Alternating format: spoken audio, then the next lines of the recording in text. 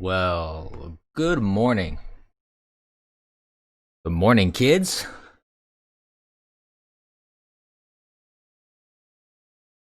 How is everybody doing? Morning, Mom Patch.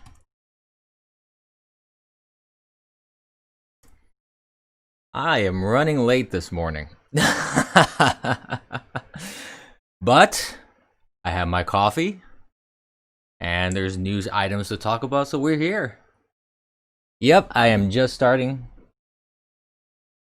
So, hello, everyone. Hi, everyone at Bitwave. Hello, everybody at YouTube, Periscope, and DLive. Welcome to another episode of the Abyss AM, where we talk about news and we have caffeine. Oh yes, I just got my coffee. It's piping hot. Piping hot.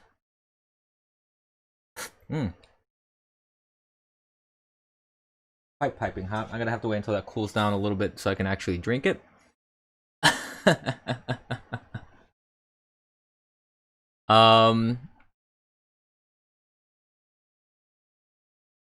I see some activity on other chats here. I actually need to bring up my restream chat. Sorry, one moment.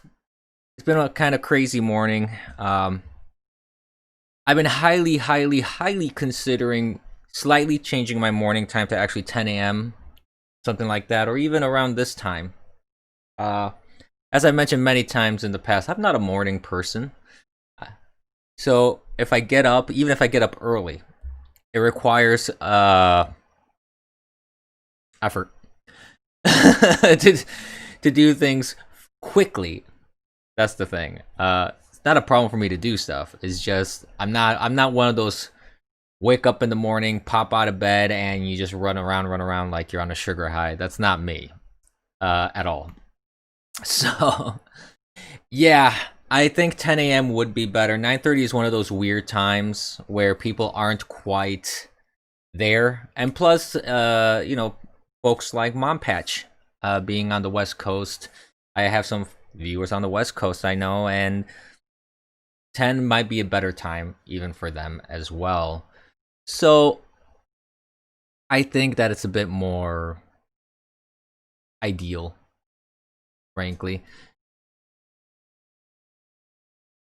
So let's see here.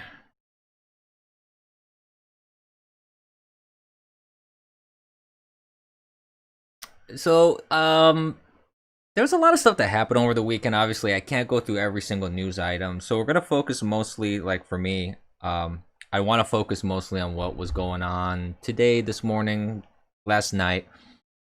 An interesting thing happened. I noticed. There's been this big trend of people migrating away from Twitter over to alternative platforms where they're more free speech friendly, or at least allegedly free speech friendly. And Parler is definitely one of those.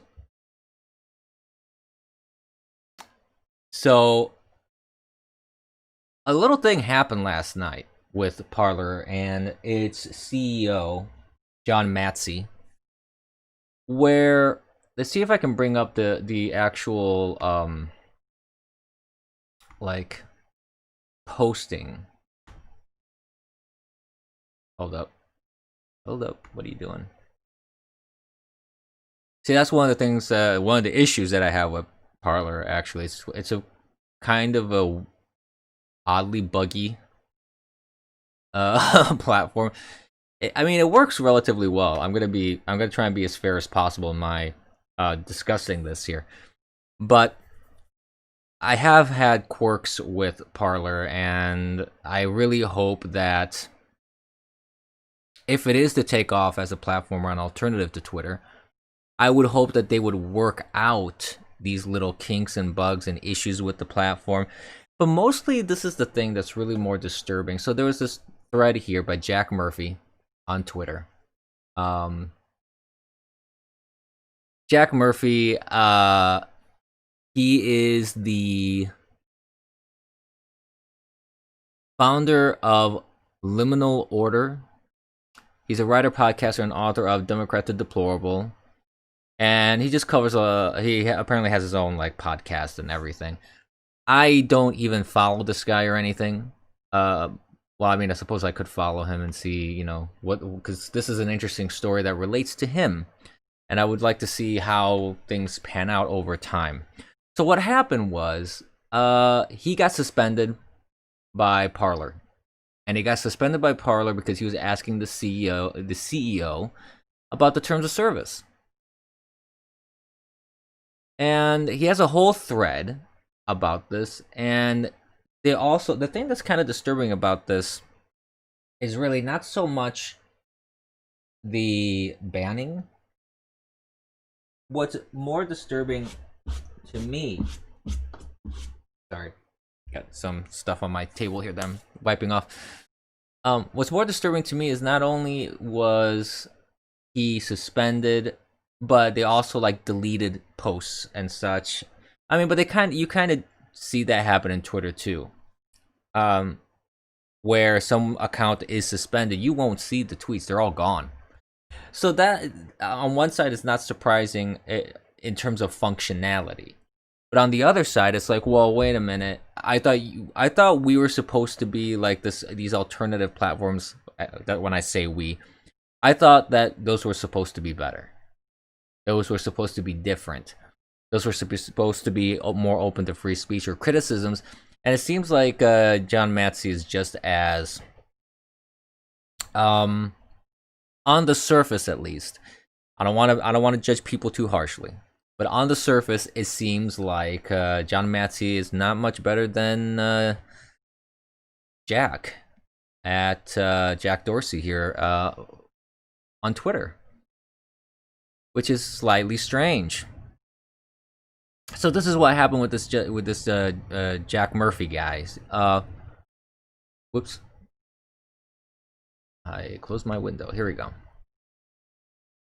So Jack Murphy asked a question about and tagged the CEO directly of Parler about the terms of service, where the question posed had to do with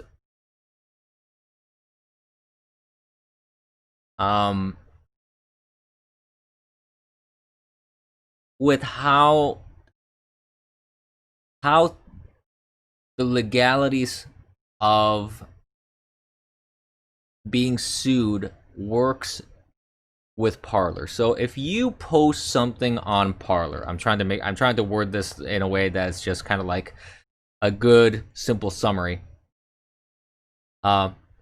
That's why I'm kind of struggling here to find the right words, because I don't want to misinterpret things, and I don't want to inject my own interpretation of it. Because from what it appears that, let's say you post something on Parler, and someone sues you, and you bring Parler into the litigation. It would appear that the terms of service says that you are responsible for their legal fees. Now, it would even seem that it may be in some cases that's kind of standard practice.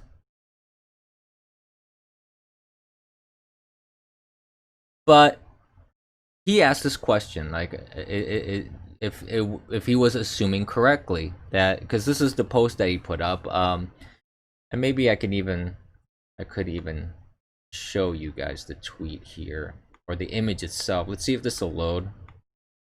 I make no promises. It's very common for me to boomer things up, so we'll see what happens.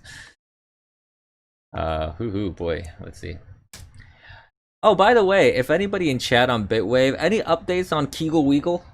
And is he still in the slammer, or they make bail, or what's going on? I have no updates on the Kegel, so I thought I'd just throw that out there.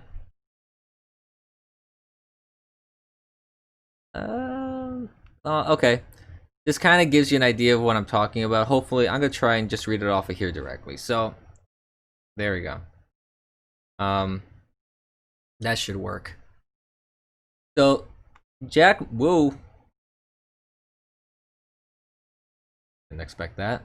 There we go. So, Jack Murphy posted, so if I read the Parler TOS correctly, the following scenario would play out. Someone doesn't like something I said, they sue Parler, Parler defends themselves using their corporate lawyers, then Parler sends me the bill, sues me for fees. Over and over and over and over again. Is that right? John Matsey replies, it says if someone sues you for something you said on Parler, you can't bring Parler into that lawsuit and blame us for what you said. If you do, you are responsible for the fees. As in, we are 230 exempt and just a town square. We are not liable for what you say. And there's truth there. Okay, so I'm not necessarily kind of ragging on John Matsey. And I looked over that section of the TOS, which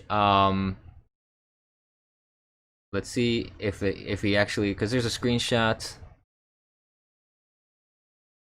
There we go. So he says, if you agree to defend and indemnify Parler, as well as any of its officers, directors, employees, and agents from and against any and all claims, actions, damages, obligations, losses, liabilities, costs, or debts, and expenses, including but not limited to all attorneys' fees, arising from or relating to your access to and use of the services. Parler will have the right to conduct its own defense at your expense and any action or proceeding covered by this indemnity. So, in lay terms, I'm not a lawyer, first of all, so I'm gonna say that from the get-go. I'm not trying to make any official legal interpretations, or I don't speak contract in terms of a language. But I have dealt with this sort of stuff in the past enough that I can kind of get a general idea of what's going on here. And plus, this is relatively straightforward. So, what the CEO said was essentially true. I'm not even concerned about that post too much. It's the behavior of the CEO that it raises some concern in my head, because if he asked this clarification, and somehow someone sues me for, say, or like in the case Jack Murphy's talking about, someone sues him over and over for something that he says that a person doesn't like. They say it's hate speech. They say it's whatever, what they do on Twitter all the time. What would end up happening is that it's feasible that even if you indemnify them, saying they are completely, because this is the problem here, you could feasibly just follow what the terms of service says, and in the courts you would say, well, it's just a platform. I just use this platform to say say what I want to say. I don't. Parler is not responsible for what I say or do, which in most cases that's what's supposed to happen. Even in that case, though, they could still be roped in by your by the prosecution, by those suing you. And if they get roped in somehow, and you have an activist judge who just doesn't like that platform, has a bias against it or something, they may loop them into, force them into the case, which means then that puts you, the defendant, in a bad situation. Now, does this happen? Can this happen? I'm not a legal expert. I don't know the legalities of that, and I just realized my my little glowing orb of a logo thing is not in the right spot, because I moved that around. Oopsie. Hold up here. I really need to label these a little different.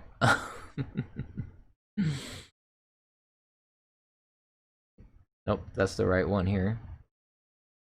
Stand by, technical difficulties. There we go. Boop. Alright. There we go. In the morning, it's supposed to be there with my little guy holding his coffee. And I hope you have your coffee too. By the way, I'm gonna take a sip of mine. Coffee. So it raises some questions about how this would play out in the courts. That's all I'm saying.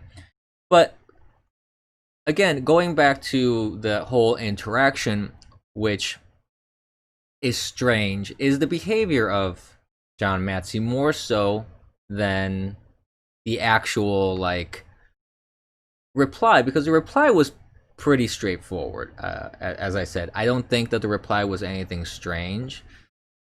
They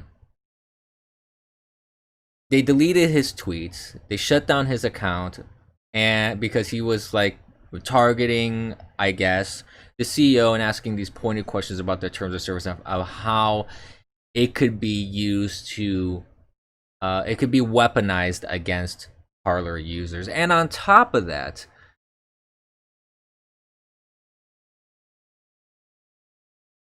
happy birthday. Happy birthday to your friend Roy. Okay, well, happy birthday, Roy. I don't know who he is, but happy birthday. And eating Oreos. Yeah, you're making me jealous, sir. Fed op Parler. Well, it would seem interesting to me that Parler gets all his attention suddenly when Twitter goes on a censorship rampage essentially against conservatives recently. They gained 500,000 users.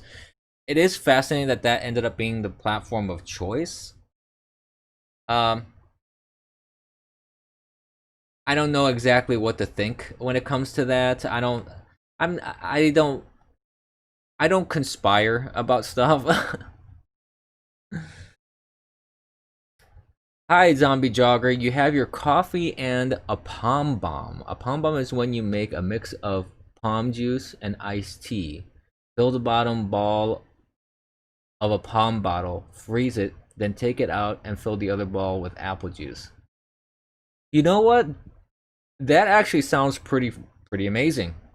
I may give that a try, sir. That's pretty awesome. I'll keep that in mind. Yeah, it was too Wignet, I guess. Yeah, the biggest problem with Gab is Andrew Torba, is the very gamer. It sounds like, but it still sounds pretty amazing. I do want to give that a try, actually. Bitwave recipe, there we go. Hey, that's another thing that Dispatch can sell on the website. Make a recipe book. Because didn't Crew cook a couple stuff, and then you also have Magna doing stuff on stream for food? And Super Susie cooked on stream too, and actually her stuff looked edible. So it looked pretty good. So we need some wholesome cooking streams here on this channel, and we gotta skip the kitty lasagna though. That should not be part of the cooking recipe, because that lasagna was an abomination to mankind. Just saying. I just took another sip of my coffee. So, but it's that reaction, that behavior where they don't like what you said, and the CEO would just go, "Well, boom, I'm gonna delete you. I'm gonna delete your content. I'm gonna remove you from the platform." When there's no violation of the terms of service, questioning the terms of service is not a violation of the terms of service. Oh, it was honey bread that he made? I don't remember. I remember that he cooked some stuff, but I didn't remember exactly what it was. So I don't like that, how that whole thing went down to me is not very good, especially for a platform that's trying to grow and it's trying to position itself as a free speech platform.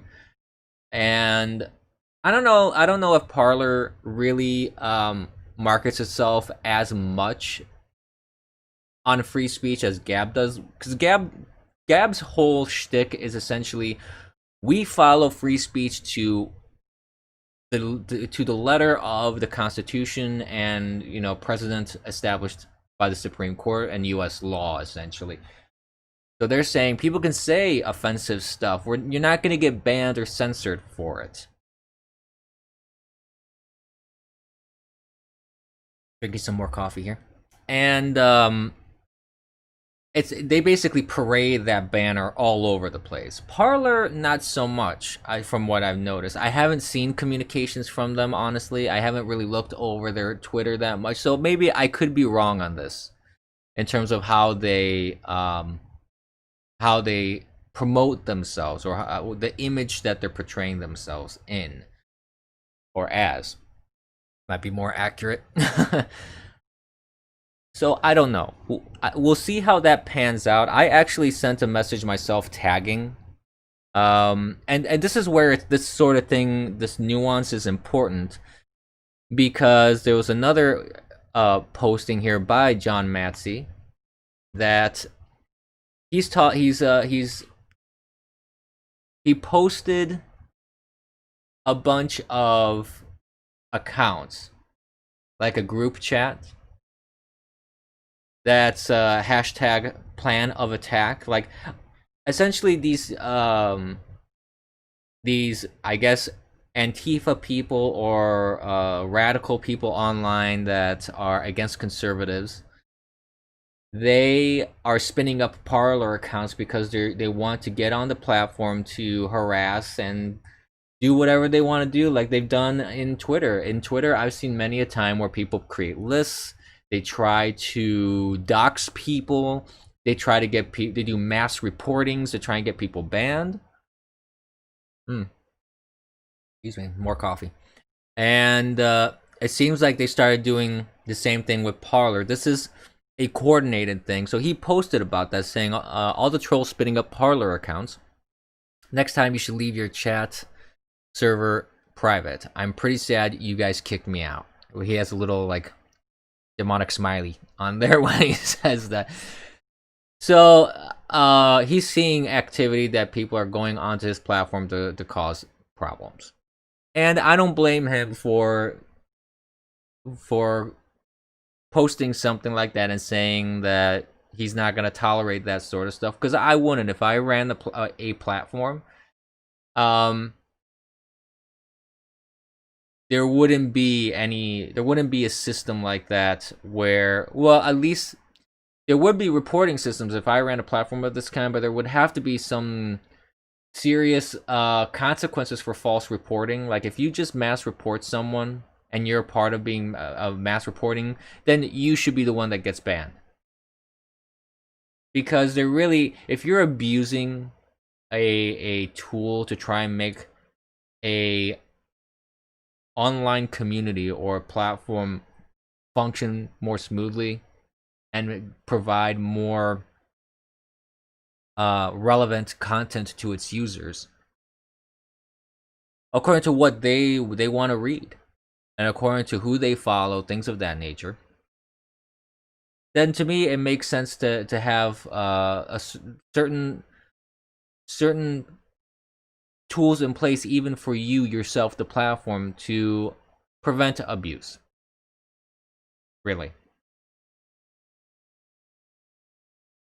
There are certain projects that I'm working on that kind of have that issue as well, that if I implement these things and some people don't like it, guess what? Some people can try and use the platform against itself.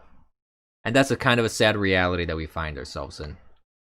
But I do hope that, I don't know if John Matsey's going to reply to me. He didn't.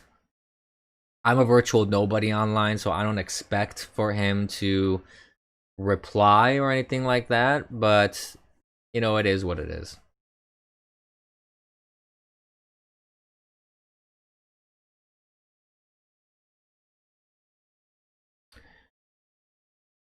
So, moving on to other things that are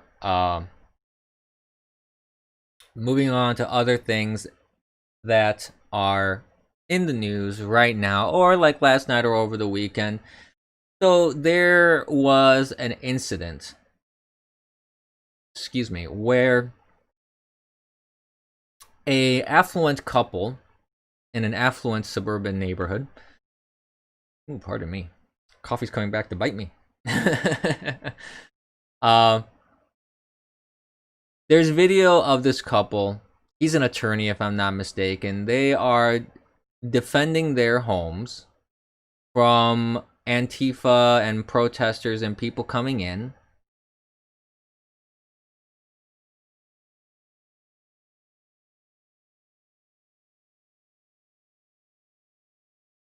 And they were flashing guns.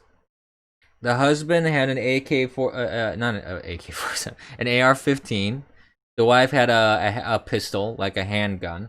I don't know what model. I'm not a gun expert, so I really don't know. But the house, my God, it's huge. These people live in an amazing amount of luxury.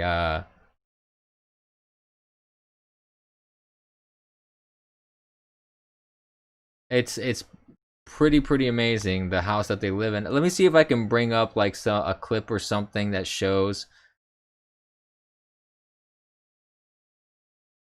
Let's see.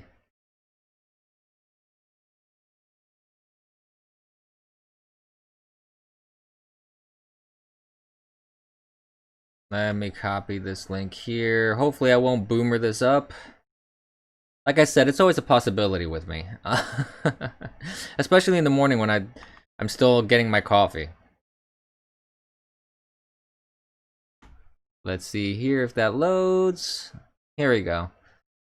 So, I'm not going to put the audio or anything, but it just kind of shows you what's going on here. So, these people walked through gates. As you can tell, this is a gated community. This is a private property, gated community.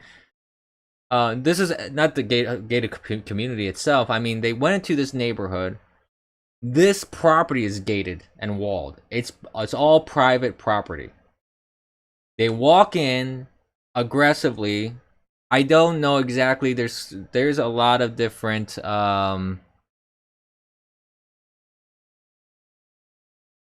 a lot of different people involved in all these protests, but these are definitely all these are very aggressive protesters coming in to someone's private property to cause trouble.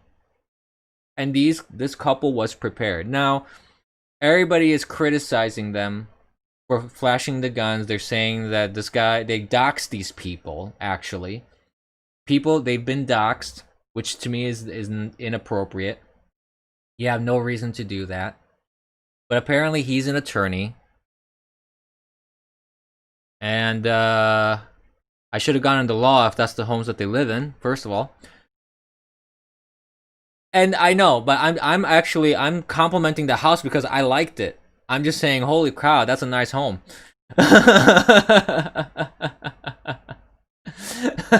That's my thing about the home. I'm not criticizing the home. I'm just saying it's a really lovely home. And these guys go in, they trespass. They breach the property line, exactly. And you don't know what their intentions were.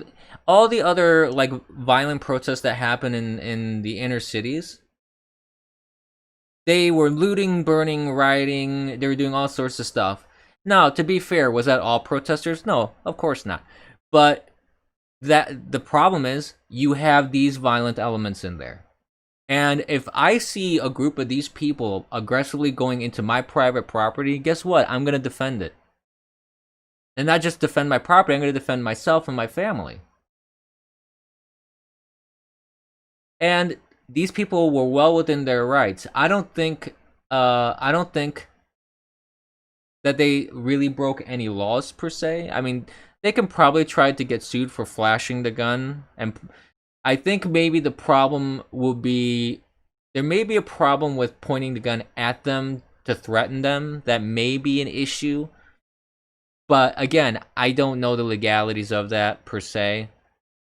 But in this situation, if you have people trampling on your property and you want them off, I don't think it's unreasonable to point the gun at them and say, get the heck off my property. Yeah, I don't think there's any law broken, Zombie Jogger. I think I agree with that. Well, I'm sure someone's gonna try and sue them. They already, like I said, they doxed him, they doxed her. They're calling them Ken and Karen. But this was private property. People were trespassing, and according to President, I don't think they're gonna be in that many legal issues, but they're gonna be harassed now, and they're already trying to pull his license. Which the funniest part of that is this: they doxed him, and I'm not gonna say their names because I'm not gonna be party to doxing these people. But I will say that they were trying to report him to the board, the bar association, to try and get his law license revoked. And the thing about that, is that if you make a false report, you become liable. They can take you, they can fine you, and they can do other things to you if you just make reports because you're trying to just get someone's license revoked. Hello, Troll 14WF. I imagine you're Senator Hitler. I could be wrong. That's one of your troll accounts. I'm not sure. But hello, sir. Welcome to the stream. So sure, try and get his bar license removed. Do all the fake reports you want. Obscurian Groiper. Hello, sir. Did you see the blacks claiming Arabs were black? St. Louis statue. Oh, thank you, troll. I appreciate that. No. I did not see that Obscurian Groiper. I did not hear about that. If you want to send over a link, I can look it over and see what that's all about, because I have no clue. Yeah, disbarred for doing what? Protecting his property and family? That's right, Mom Patch. That doesn't make a whole lot of sense. Especially when he seemingly did everything within the boundaries of the law. According to what his rights were, it was private property. He had a license for the weapon that he showed that he held. So I think this is social media going crazy. And I think this is an escalation. This is done on purpose.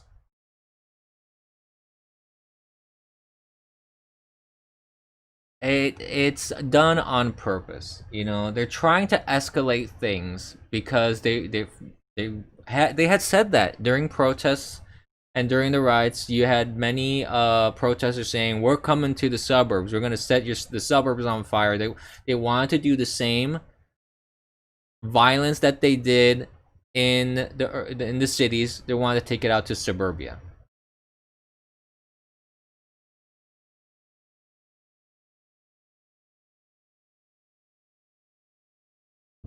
Now, I don't know about all that stuff, Zombie Jogger. I don't really look into that kind of stuff too much.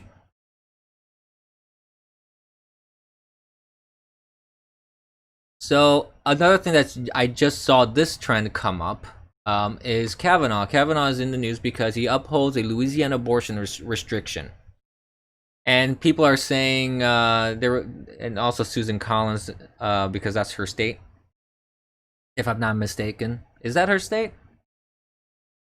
No, I may be wrong. Hold on. What state is she from? Maine. She's in Maine. Never mind. My bad. But I don't. People are talking about her for some reason. When it comes to that, I guess because she was the Republican that helped get him. One of the Republicans that helped him get on the seat. And she's defending. CNN is defending. CNN is reporting that she's defending her Kavanaugh vote.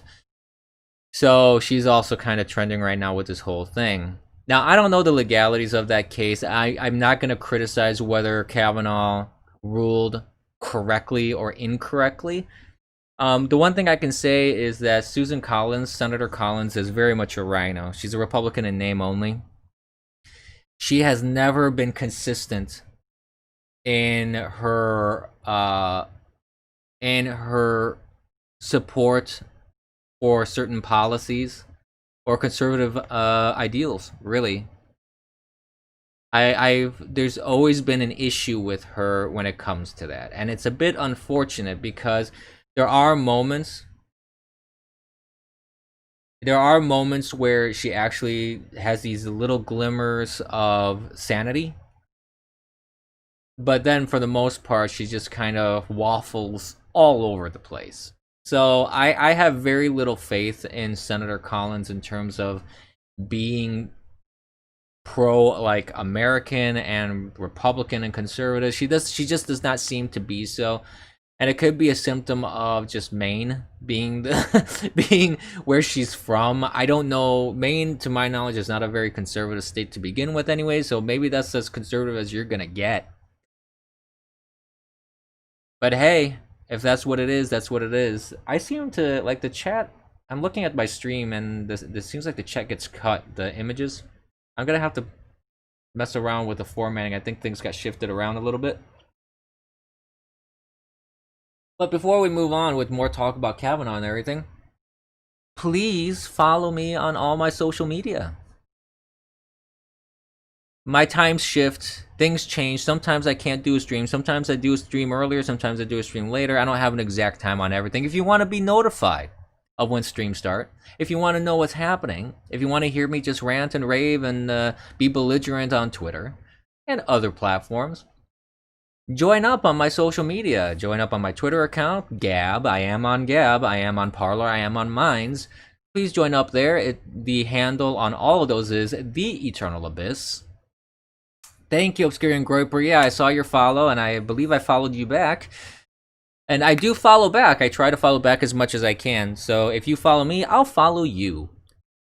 As well as, you want to subscribe and follow on all the different streaming platforms that I'm on. You want to do that on Bitwave. You want to do that on DLive. You want to do that on YouTube. You want to do that on Periscope. And hit notification bells where they apply, because I think just about all those platforms, except for DLive, I don't think DLive has a specific notification bell. But I do know Periscope does, Bitwave does, and YouTube does. Subscribing alone does not necessarily mean you will get notified. Make sure you hit those notification bells as well where they apply to make sure that you do get notified. And I am slowly trying to get back to archiving everything on BitChute. So subscribe and follow on BitChute as well. Everything always has the same handle, The Eternal Abyss.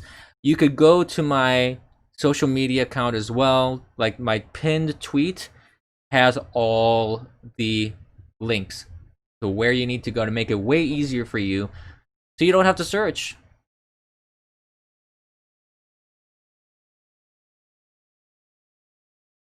$744 plus $744 is $1488, if I'm not mistaken, right?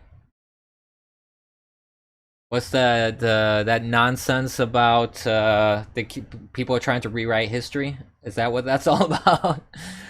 But anyways, and also, let me just finish my shilling real quick here. Support me if you can. I know it's difficult times right now with the economy and everything, but streamlabs.com/theeternalabyss. Any assistance is appreciated. So, taking another sip of my coffee. I might be due for a refill.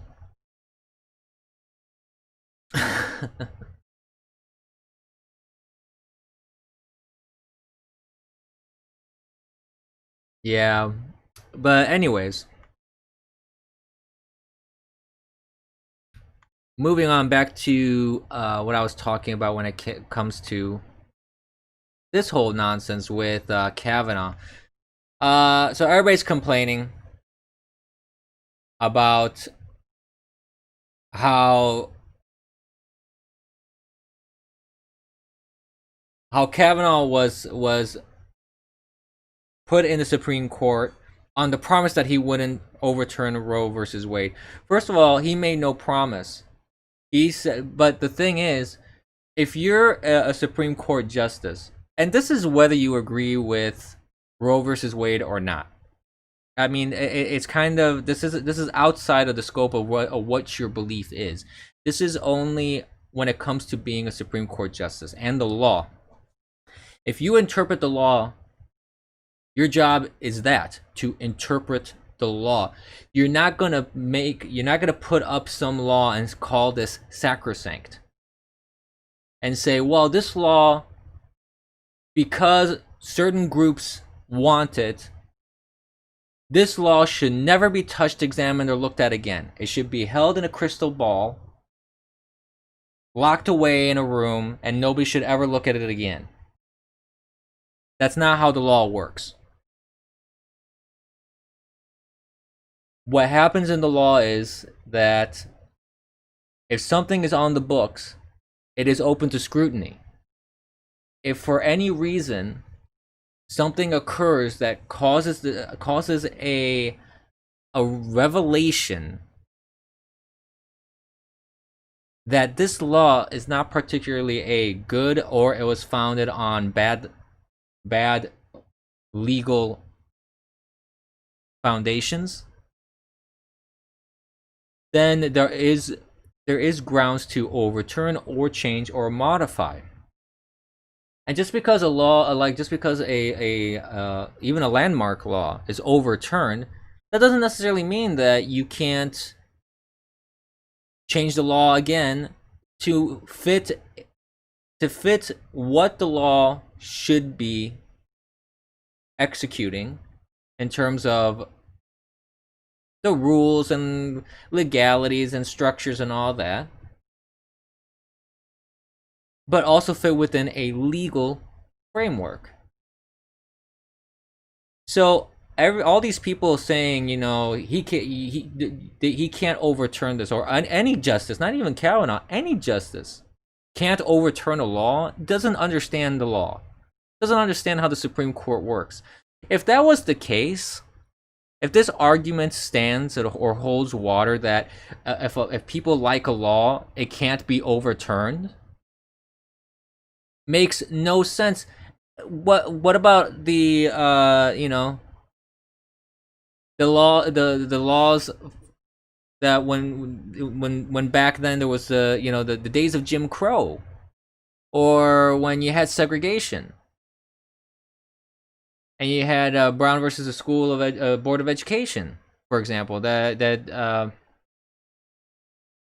those kind of things.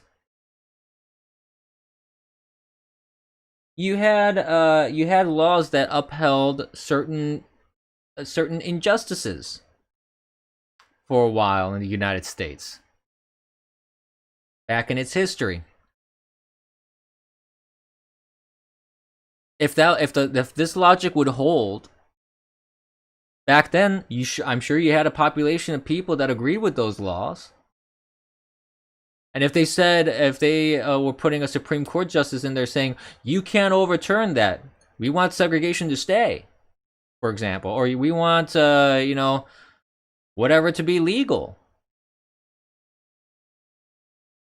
Just because they want it doesn't mean that it is legal or correct or based on correct legal reasoning. So everybody losing their minds on social media about this, to me, is really, really ignorant of the law. I understand their concerns because they see a threat to Roe versus Wade. I get that. But at the same time, it's like, well, listen, if you want me to understand your side of things,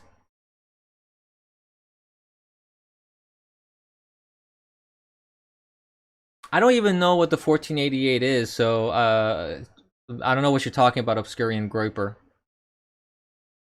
I'm not into that weird, nonsense.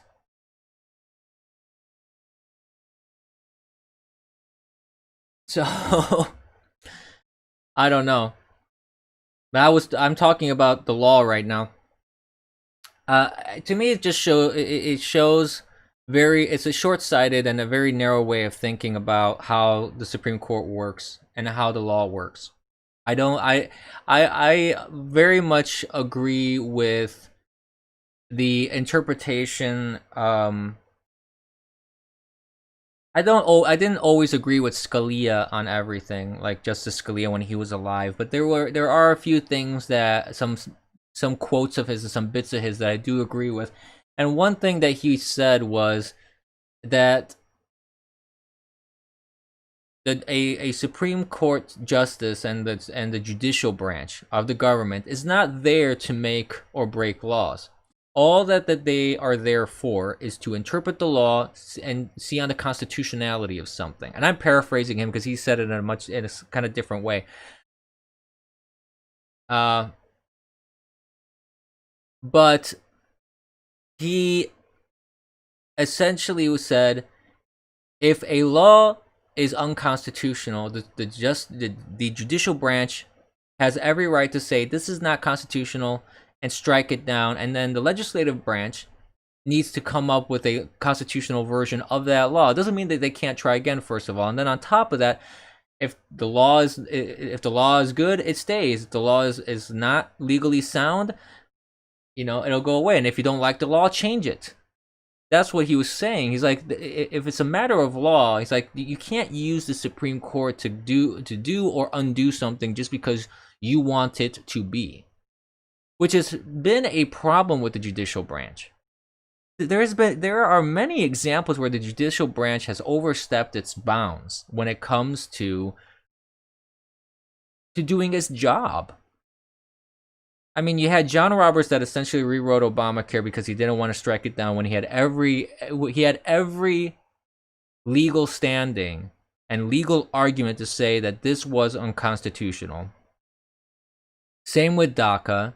Roe versus Wade, if we really want to get into the debate of abortion, which I don't really want to get into this early in the morning, frankly, but I'll just mention this. When Roe versus Wade was deemed constitutional by, like, they legalized abortion, basically, that whole case. It was argued the legal foundation on which it stood was essentially this fictional concept of a fictional legal concept that had never been used before. It was a nonsensical argument. There was no precedent for it. They just came up with this concept of there's a penumbra of privacy that exists, this legal concept that was never clearly defined, this vague ether of a legal concept, and that was the foundation on which the whole case predicated on when it came to the decision making.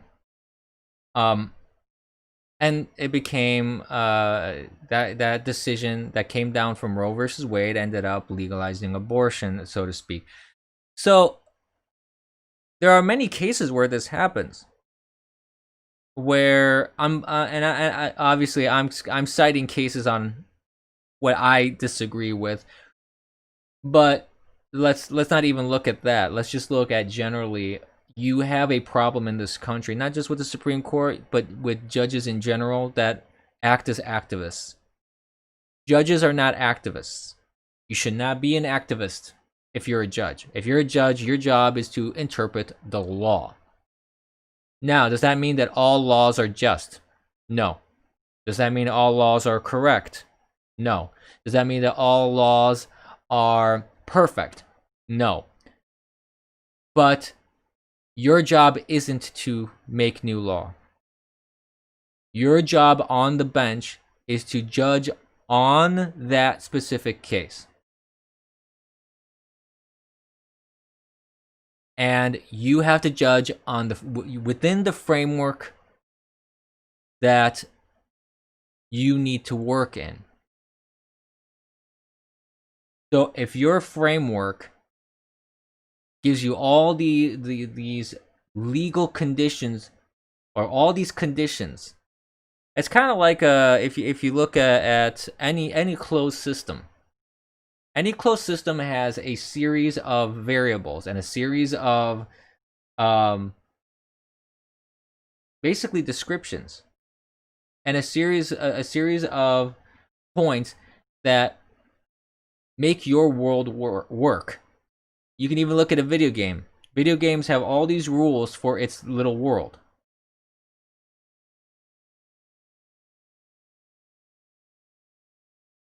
And in terms of what you do in that world is you have to essentially abide by the rules that you agreed to when you went into this world. And as a judge, like I said, your job isn't to make up new laws. And if something is unconstitutional, if you see something that there is a violation of the law, then yeah, you definitely can say, based on sound legal reasoning, this action or this law contradicts another law in the books, and then that has to go through the process of being fixed in the proper channels. It's not on the bench that you fix that problem. And when there's such disputes, that this contradiction and there's a constant back and forth, that's what the legal system is about. That goes up to Supreme Courts on the state level and on the federal level. That they make the final decision on something, quote unquote final, because in the future another issue can come up, and that could again cause a re-examination of said law. Hey Troll saying, I can understand respecting laws in our republic, however, we aren't within that framework. I'm not sure I follow. What do you mean we aren't within that framework? I mean, if we're in the United States, we're bound by the Constitution of the United States and its laws. The amendments, all the laws that have been put on the books. And as a citizen as such, I believe that you should try to follow the law as much as possible.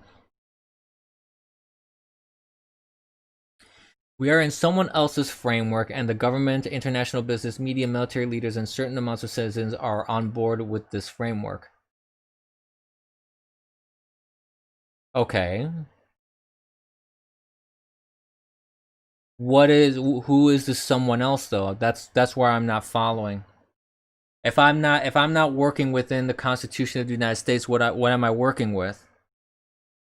Because when I talk about like my right to free speech, I'm talking about the First Amendment of the Constitution.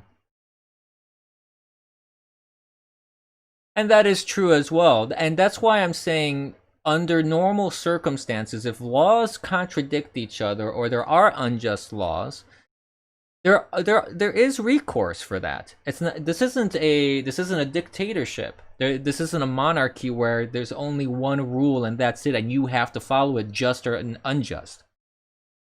That's my whole argument. Is like, if there are problems with the law, if there are contradictions, if there are issues, everything is up for grabs. There isn't settled law, so to speak, as many people argue. There is settled law for the moment. That's a more accurate description of what's happening when it comes to legal interpretations. Well, revolutionaries, they may not be concerned about that, but they need to be. Because when it comes to revolutions, this is actually a fascinating factoid. If you study revolutions over time,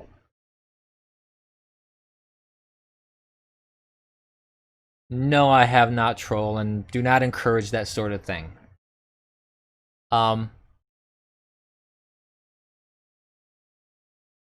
There is one fascinating aspect of revolutions is when they occur. When things are really, really, really bad, you don't really see a revolution happen. Because when things get really, really, really bad, your average citizen of a country that's under the thumb of like a dictator,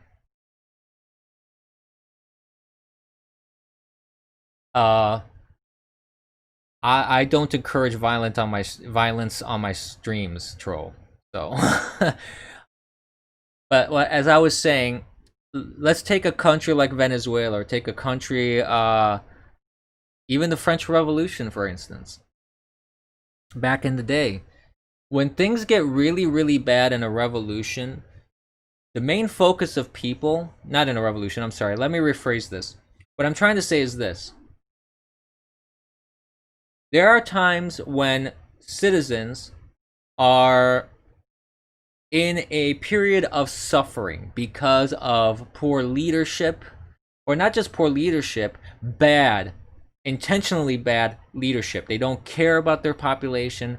They don't care about what's happening outside their little bubble. And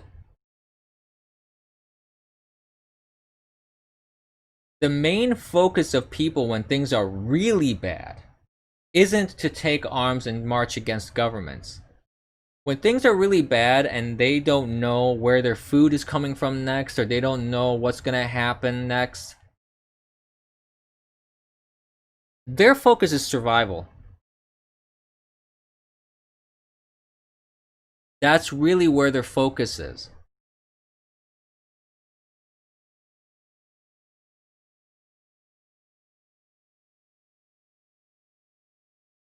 What happens with an organized revolution is that that happens usually when things are improving.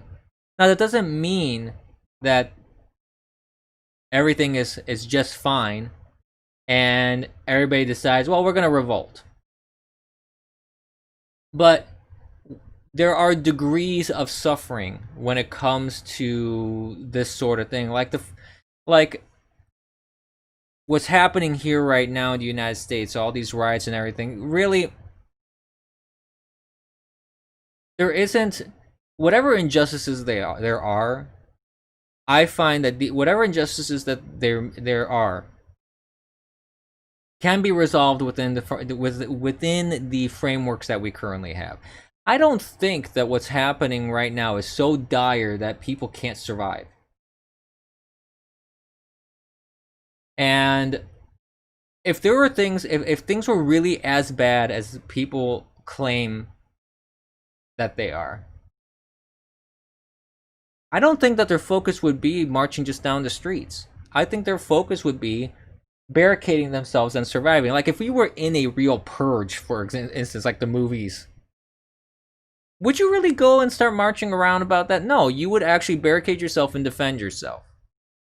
But in revolutionary theory, like if you're studying revolutions throughout time, there is this trend where when there is some improvement, when people don't need to worry about where their food is coming from, when they are pretty much, I'm not saying they're well off, but when they are in a slightly better situation than they were, when things are starting to improve, that's when people actually are able to get resources, are able to gather people, do stuff, organize, meet. When I don't even know if I'm going to get food the next day, my focus is survival. It has nothing to do with me toppling my government.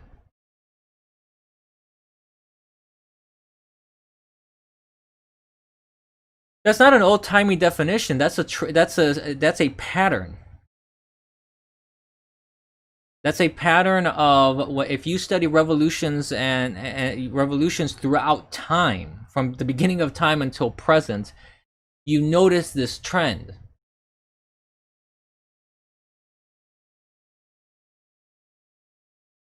It's not a matter of being woke or not. Your 4-year-old daughter is more woke than our host. Yeah, I'm sure. No, it's just, this is what it is. People, what's happening now, this, like, look at all the people that were in Chaz or Chop, because they had to change it because they didn't want the legal ramifications of what they were talking about. These people are not suffering. These people in Chop / Chaz, which is being torn down now, or doesn't even really exist anymore. These people aren't. These are like suburbanite children who don't even understand the nuances of life, and they think they want to run a country. Look at what they did there. they couldn't even do a proper like co-op without getting resources from capitalism.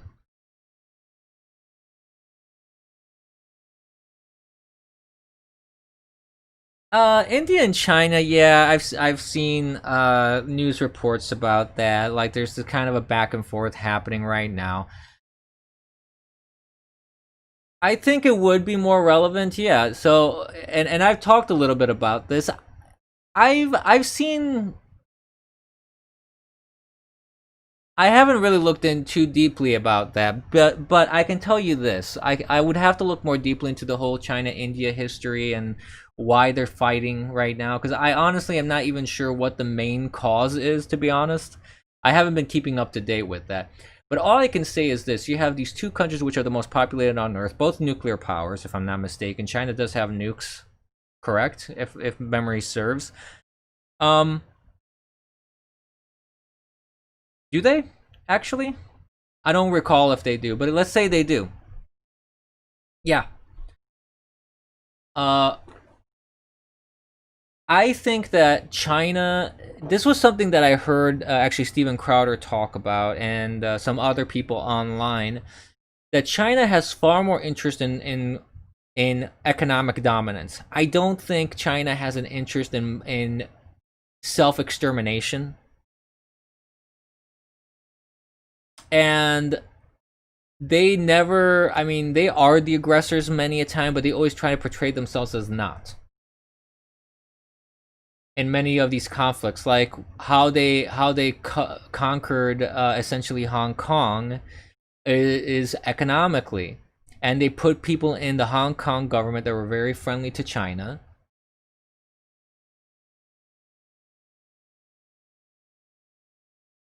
So I think that what's going to happen, and this is just my interpretation, I could be wrong on this. I don't know how things are going to pan out, but I think what's going to happen between China and India is that you're going to have skirmishes.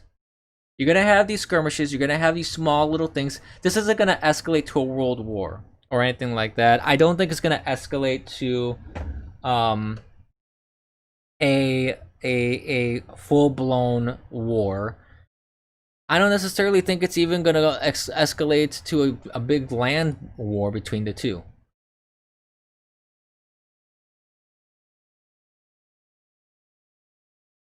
They're happening sooner. The water wars. You overestimated our global clean water supply. Abyss call is going to be.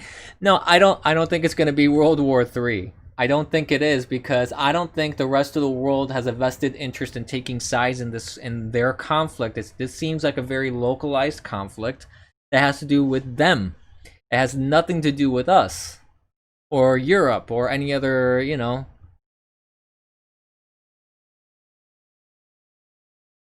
It's Water World. Oh God.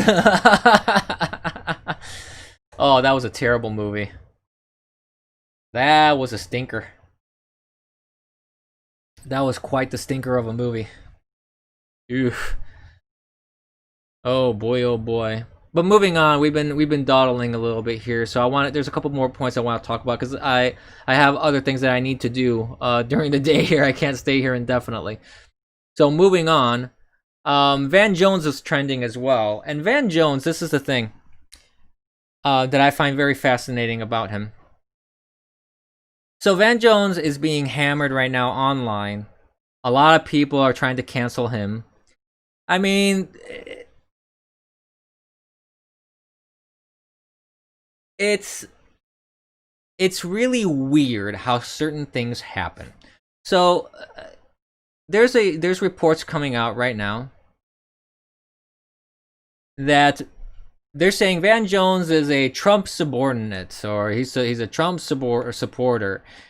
CNN's Van Jones secretly helps craft the weak Trump police reform. And then he praises it on TV. Now, here's the thing about Van Jones. Van Jones to me is a piece of garbage, and I'll explain why. This guy is an extreme racist. where he comes out and he tells people that if you're white, you have a virus. You are programmed to be an evil, bigoted, racist person, which by definition is probably one of the most racist things I ever heard in my life. And there's no basis in science and philosophy in anything. There is no basis of any field of study or thought that would even closely resemble what he's claiming here. That if you happen to be white, you have a pre-programmed bias and you are just racist by birth. Okay. I'm sorry. That is probably the stupidest thing I've ever heard on my planet. Van Jones said that. And to me, generally, he's a moron. So, but he for a long time was a darling of the left, and he on occasion says some rather cogent things sometimes. And this is the weird thing for me. It's weird, but it's also like a fascinating sliver into the process, like thought process of someone like Donald Trump, for example. So say this all this is true here. I haven't really read through a lot of these articles. I kind of skimmed through a few where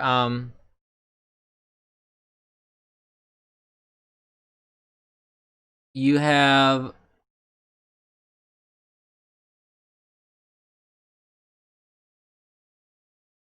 him working with Donald Trump, and you have him helping craft like a response to like the sort of crisis that we have, if we want to call it a crisis. So that shows me a very interesting aspect to how Trump functions, really, more so than Van Jones. Because like if I'm looking at it from my perspective, if I hear someone spout the stuff that Van Jones says, I'm not inclined to sit down with him and work with this individual on a law or on reform or anything like that. I'm not inclined to do that.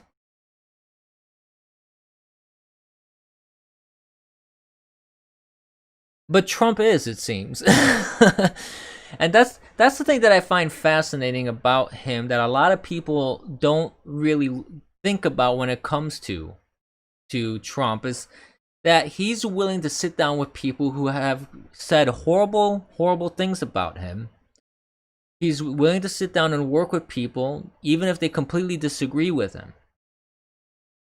I find that really interesting because not a lot of people are capable of doing that.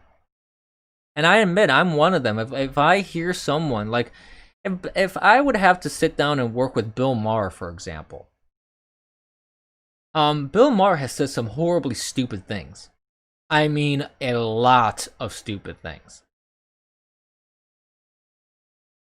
Incredibly incorrect things. Illogical things.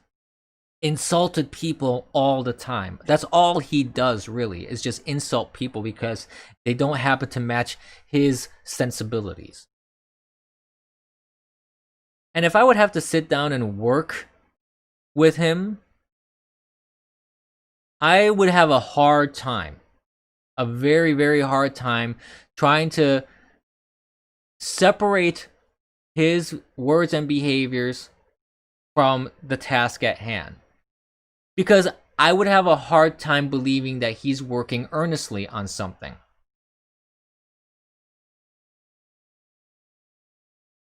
But on the opposite side of that spectrum, if I was someone that I just wanted to reach that point B, go from point A to point B,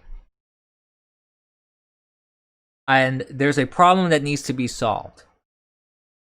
It's kind of like if you're working in a corporate environment. It really doesn't matter who you work with, how ridiculous the people are around you. But if you have a project that needs completing, you just want that project completed. You just wanted to get it. You wanted to get it done. That's all you want to do. And it's a very like focused mentality, a big picture mentality because it doesn't sweat those small details about whether someone likes you or not, whether they said something praiseworthy or not. That's the thing that I always found fascinating about Trump, which a lot of people don't really give him a lot of credit for, is that he will work with people that even hate his guts and say horrible racist things like Van Jones. I mean, people can interpret it however they want. Would I buy this car? What car? I'll take a look at that in just a minute. Let me finish what I'm talking about here. So basically, I just think that it's something very fascinating about Trump as a as his method of operating and trying to get things done. I've always found that fascinating about him, and whether you think it's a good or bad thing, I guess that's up to your own personal sensibilities on that. I think it's very subjective to what's happening and what the solution is to the problem that you're trying to solve. I think that it may be, in some cases, it may be worth working with people that you don't agree with, because there's a greater good out of that can come out of it. There are some circumstances I feel that is not productive, because there's not going to be an agreement. There's not going to be a common ground to be met on a particular issue or a particular problem or what have you. So I do believe that it's very, very nuanced. And I just think that, like I said, I just think that it's rather fascinating, honestly, that happens. That he actually sits down with people who hate his guts, say terrible things like Van Jones did. But that also brings up something interesting about Van Jones, though. That makes you wonder a little bit about what the motivation is behind what he says on TV. Because maybe he doesn't truly believe what he says. Maybe he exaggerates. Maybe it's for show. Maybe it's because he's on a very specific network with a very specific agenda, where they want things like that to be said. And you have to toe that line unless you want to lose your job as a correspondent. So there may be even room for nuance there for Van Jones. Maybe I'm judging him too harshly. You know, that's even a possibility. But at the end of the day, what it boils down to is that you have someone like Trump and you have someone like Van Jones who actually sat down, worked on something together. Whether it turned out to be something good or not, you know, that's, again, open to interpretation. But I just find that aspect fascinating. So I wanted to talk about that. And of course, because he had anything to do with this, and he was even willing to sit down and talk to Trump, he is now the next cancel culture target.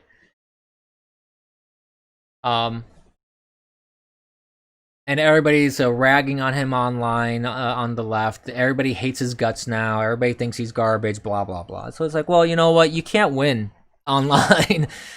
You really can't. So I say that if he was willing to sit down to work with Trump to try and fix something, what's wrong with that? I don't necessarily view that as something negative, in all honesty. So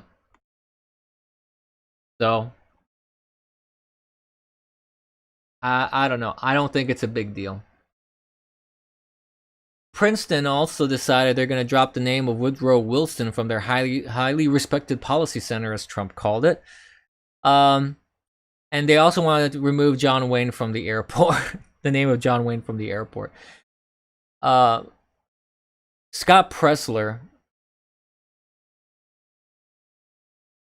made a very interesting comment on that. He was saying that that Lady Gaga has a song called John Wayne. And now suddenly John Wayne is persona non grata? Really? I guess she's gonna have to change the name of her song, like Scott Pressler said. That doesn't make any sense. Last I checked, John Wayne was not racist. I have no idea what they're... the cancel culture has gone bananas. Frankly, they've gone nuts. They've gone absolutely crazy. I don't know what the matter with people is.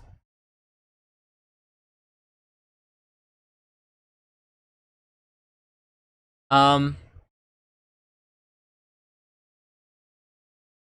you have also something that just trended here was Rasmussen reports. I'm going to retweet this because this is actually rather fascinating.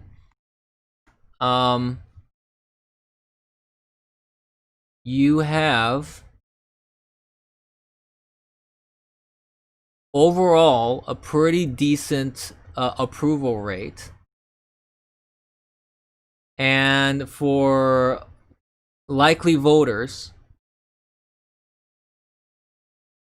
like there's the daily presidential approval by race snapshot period May 21st to June 26, 2020.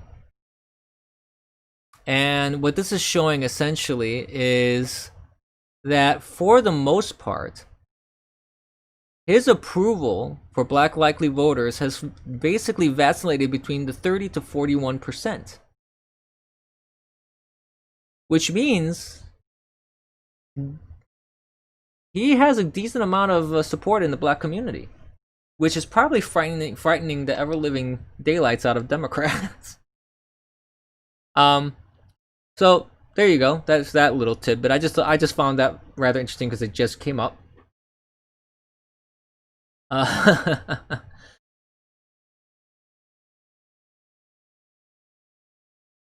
And let's see if there's anything else that I wanted to cover real quick before we bring the stream to a close, because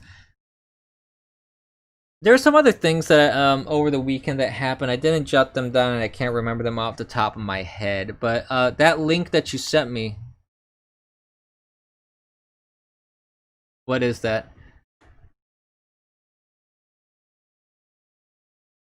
At $10,500, could this 1984 barn find Buick Turbo T type fit you to a T? I don't know. Jalopnik? I have never heard of this website. That's a Buick? Buick's Turbo Regals come from the 80s and have become cult cars commanding very high prices at present. Today's nice price or crack pipe T-type T-type is a barn find in need of some work and hence is appreciably cheaper than average. Okay. I mean, that looks interesting as I mean, I love old cars. I'm not like a big car aficionado. Like there's people that are much more passionate about vehicles than I am. I'll be the first to admit that. But some classic cars, like even from the 80s, are rather fascinating.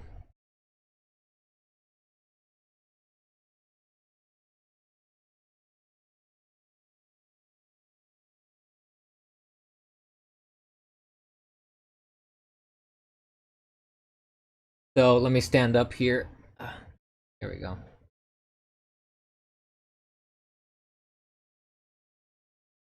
Yeah, never let a good crisis go to waste. That's right, troll. Of course. Absolutely.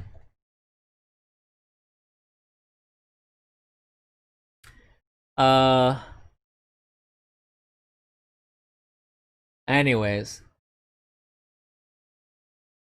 What's happening in California, Mom Patch?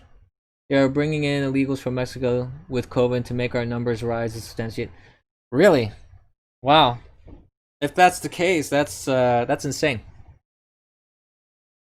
That's really crazy. But there is sound reasoning behind people claiming that you have governors and mayors. Oh, actually, this happened. Oh man, I almost forgot about this. I'll talk about this and then we'll bring the stream to a close. Did you know? Did you know that a New York federal judge found that Governor Cuomo and Mayor Bill de Blasio were actually violating people's rights when it comes to the Jewish community and Christians wanting to worship. That's right. A New York federal judge found this. I think this was Friday, and I wasn't able. I wasn't able to do my stream, so I didn't talk about it too much. But essentially, with this whole thing of Cuomo and De Blasio saying, "Oh, there's nothing wrong with the protesting or rioting and all that kind of stuff," but if you want to worship, even if you follow the guidelines, like even if you put on masks, put on gloves, social distance, if you want to worship, you can't do that. He was unfairly and unconstitutionally targeting certain communities. So, yes, especially after allowing the protest gathering. That's correct, Mom Patch. So I found that fascinating that finally, these ridiculous behaviors from these quote unquote leaders is coming back to bite them, at least in this particular case. Now, what are the consequences of that? I don't know. I really don't know. Well, that's not the case under the law, troll. I mean, that's not how it works. But it's about time. It's about time that and this isn't the first time during this whole COVID crisis that federal judges have found that governors have overstepped their authorities. They found that in the case of Governor Whitmer. They found that in the case of, I think it was the state of Washington. Was it the state of Washington? I could be wrong on that one. But there have been cases where these governor lockdowns have been overstepping and excessive, where the governors had to take it a couple steps back. Yeah, probably slap on the wrist. I don't think anything's gonna happen to De Blasio or Cuomo, really. Though I feel that with enough of these violations of rights, something, especially to that scale, I mean, that's a big scale. Targeting Christians and Jews and causing all this damage to your city and to your state. And in the case of Governor Cuomo, actually causing the death of of thousands and thousands of elderly people in senior homes because you're sending COVID patients to senior homes. And his excuse for that is, oh, I didn't kill them, God did. Really? Is that really the hill you're gonna die on, Cuomo? What a piece of trash. What a piece of trash to say something like that. New York policies were directly responsible, which end at your doorstep, Governor Cuomo. You killed these people in one form or another. You have shared responsibility in this. You didn't go and put a gun to the head and pull the trigger, no. But you do have shared responsibility in this, allowing this policy to happen, sending COVID patients over with body bags because they knew people would die.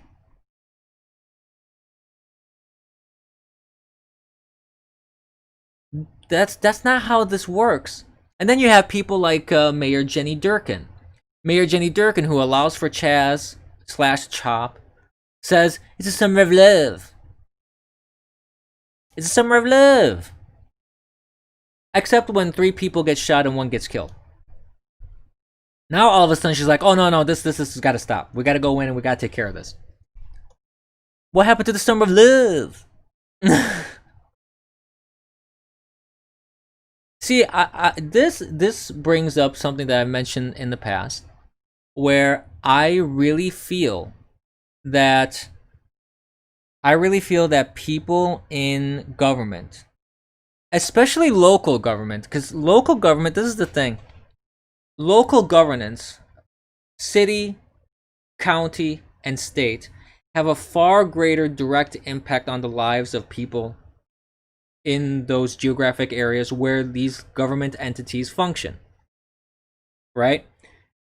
A mayor has a lot more influence on an individual city versus the federal government, which is there's a degree of separation there. Yeah, the federal government does affect cities and states and such as well, but that affects them in a more generalized fashion.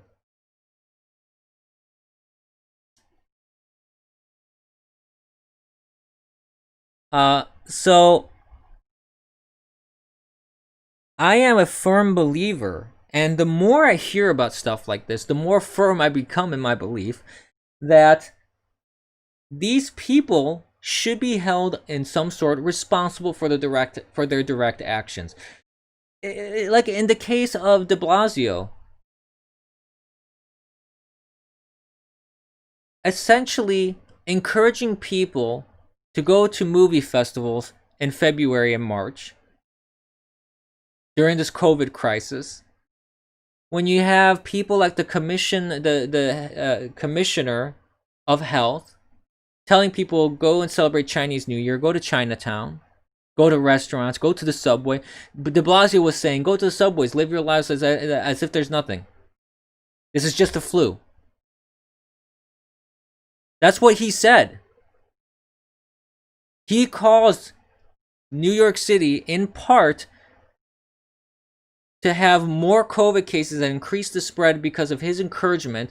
And then people just follow blindly because most people, unfortunately, are ideologues. Most people would listen to de Blasio, and if they completely agree with him in terms of politics, would say, oh, de Blasio said this, so I'm going to go ahead and follow along, even though there are other people that are saying, you may want to take it easy and not do that. But this happens also on the right, don't get me wrong. You have people that are just, oh, this Republican or this conservative said so, then it has to be right without any sort of critical thinking, any sort of analysis. I like to listen to what people say and try and see, where reality is. At least I try. I try to do that. And when you have people like Cuomo, whose policies of the state fall on his shoulders, he's the one responsible for that. And he's okay with having people sent into senior homes where it was very well known from the very beginning that no matter what the virus is, whether you believed it or not, whether it was just a flu or not, whether it was spreadable to humans or not, because apparently the WHO had no idea what they're talking about. They still don't. Seniors are always the most vulnerable because seniors always have a lot of health issues. Are you really going to send sick people to senior homes? Whatever the sickness is, are you really going to do that? Logic dictates you shouldn't. You should try and isolate, especially when you had heard before this whole thing went down in New York, for example, with all these seniors dying.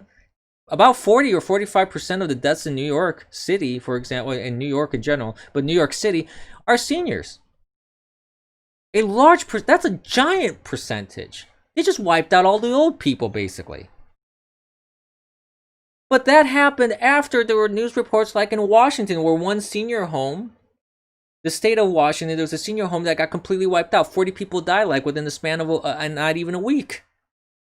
And then they don't re-examine their policies when it comes to this sort of thing. One person throughout this whole state and city did not think, well, wait a minute, we're sending this to an old people's home? Wait a minute, should we really be doing this? Even if the policy said yes, wasn't there anybody that said, hold up, this seems a little risky. Just a touch.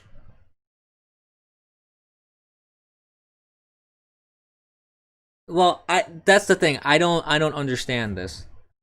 I really don't understand this. So going back to what I was trying to say is, I do believe that people should that the laws should make governors and mayors of at least local states, and maybe even up to the federal to an extent, they should be liable for their laws.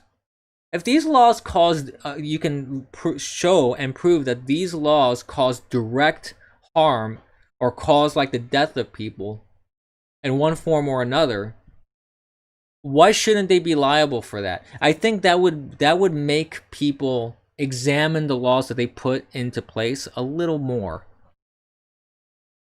It would make them examine things a little more carefully. And then there should be recourse, like you're saying, Mom Patch. These are rogue governors and mayors. There should be more recourse to rein these people in.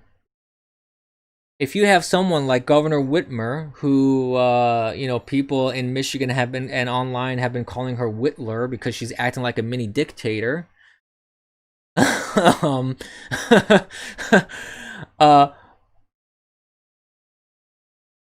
then there should be ways to rein her in. There should be recourse.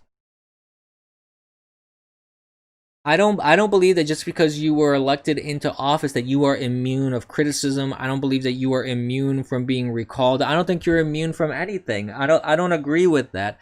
And governors and mayors that think that they are, that is a big problem. That is a huge problem. It is a bad mindset to get into a position of power and think that your power protects you and you can operate without any limitation. That is a bad combination. An incredibly bad combination. Especially if you are pushing policies that end up actually killing people in the case of a pandemic, for example. So I think that there should be a re-examination of checks and balances on all levels of government. I believe that term limits should apply to just about every elected official, if not even appointed officials. I think that there needs to be a really big re-examination of this, and it frustrates me. You know, there are things that I like that Trump does. There are things that I don't like that he does or does not do. I really hoped that term limits would be something that would be put in while he was president. It can still happen because most likely he will win, even though a lot of people aren't really too particularly happy about. Well, I mean, it varies. There's mixed feelings about how he's been handling this whole protest issue. So there's mixed feelings about that. Most likely he will win because there's really, even though polls are saying otherwise, polls are garbage. I wouldn't put much credence into that. Most likely Trump will get reelected. So there's still a chance that maybe he'll put in term limits for senators and representatives, which should be retroactive in my view. People that have been there for 30, 40, 50 years. Oh, and that reminds me, speaking of people that have been in government for 30, 40, 50 years, I want to play you guys something. Oh gosh, I gotta find it here. But let me do this. I know I have it here. Here we go.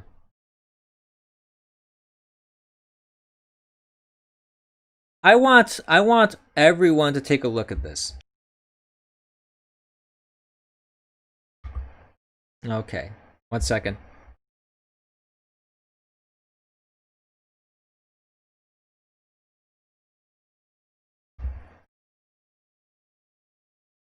I'm trying to get my audio adjusted here because this is something I actually want people to hear. I had to mute my microphone for a second to get something adjusted here. Let's bring this up. This is glorious right here. I'm gonna see if I can get this to. Is that correct? That doesn't look correct. What's going on? Oh. Hold up. That's not loading as I'm expecting it to load. Something went wrong. What went wrong? Did they delete this? Get out.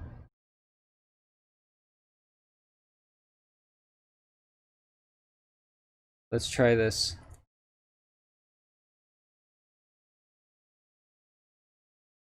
Stand by.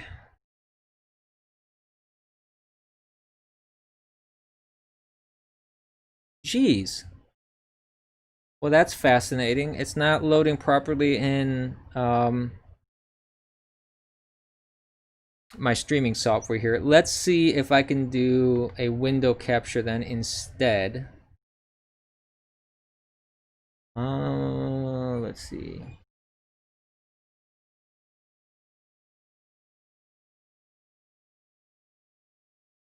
Okay. This seems to work better.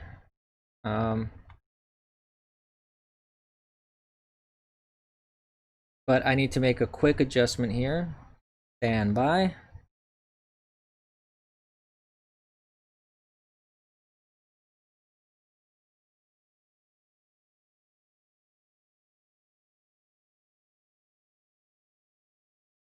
Whoops. Didn't want to do that.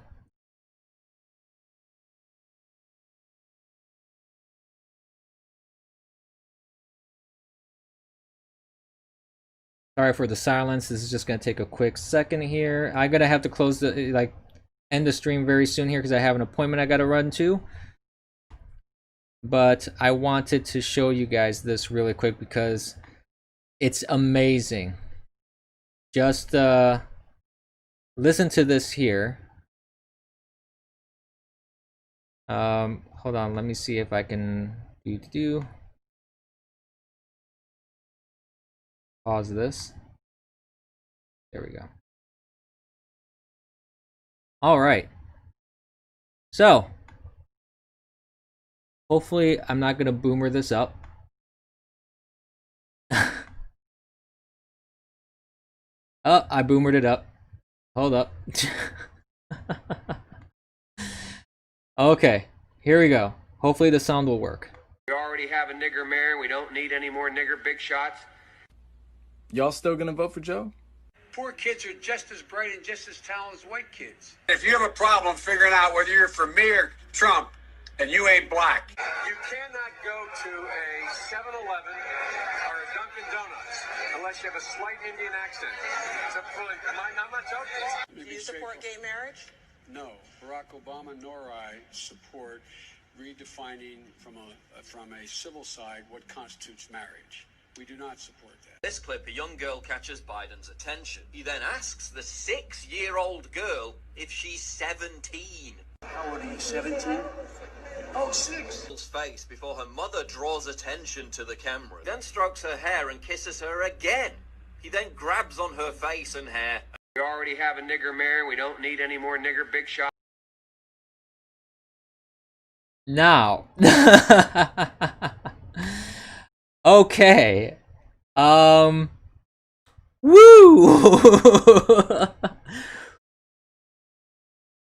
Let's just leave it at that. Okay, let's just leave it at that. I'm not gonna say anything. I don't know. I don't think any of that is doctored, first of all.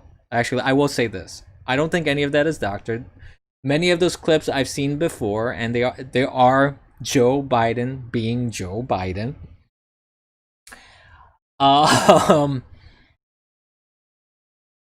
This is the Democrats' frontrunner, ladies and gentlemen.